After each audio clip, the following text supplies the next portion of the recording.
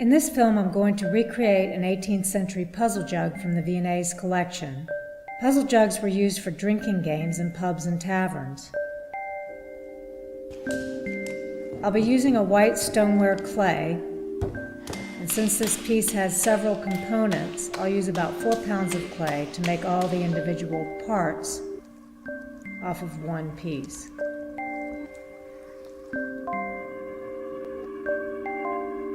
First, I throw the 3 spouts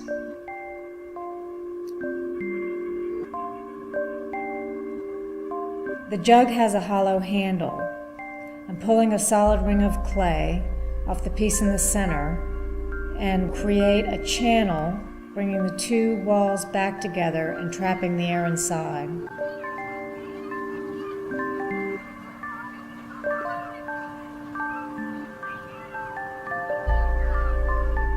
I'm now bringing the clay up to form the main body of the jug.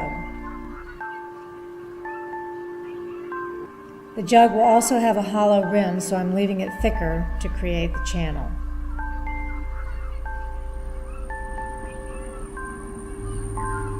The channel is thrown in the same way as the handle.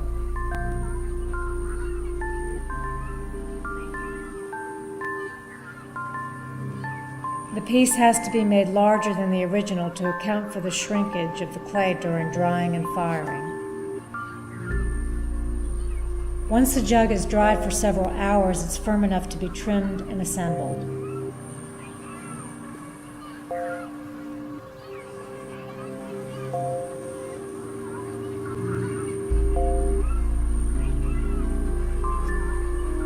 The hollow rim is cut where the spouts will be attached. I'm using a compass to mark the circular piercing on the neck.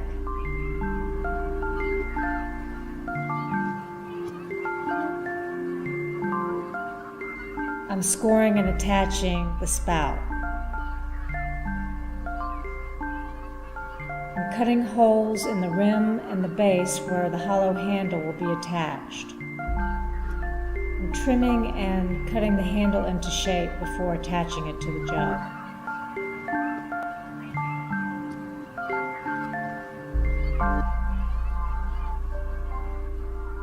Now that the handle's been attached, I can go back and pierce the neck.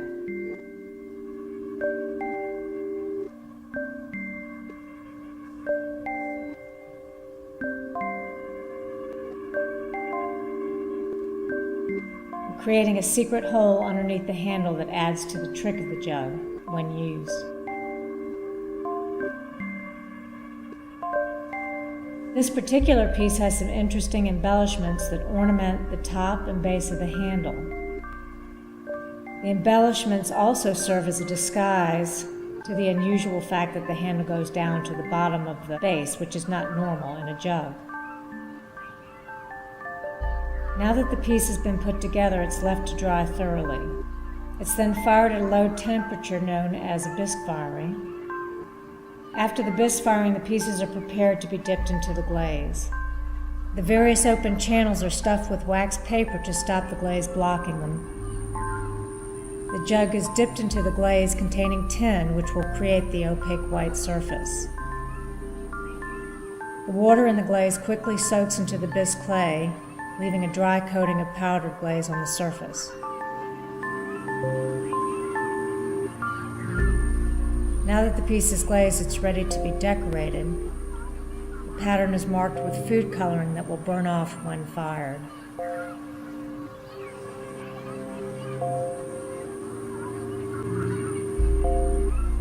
The ceramic pigment is made with cobalt carbonate and iron oxide and will turn blue when fired.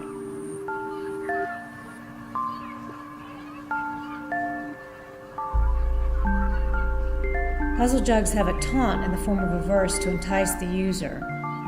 This piece has the verse, "Try how to drink and not to spill, and prove the utmost of your skill." The rim and handle are decorated by using a sponge dipped into the cobalt slip and then pressed onto the glaze. The decoration on the handle serves to further disguise the fact that it goes right down to the base. Now that the piece has been through the final glaze firing, the colors have transformed into the blue and white palette of English Delftware.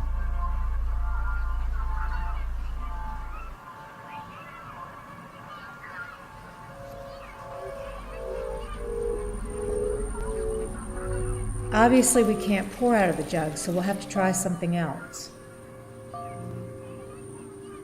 Sucking on a spout doesn't work. There's no suction to draw the liquid up the handle and out the rim. Through trial and error, the other holes are covered until finally there's suction, and I can drink.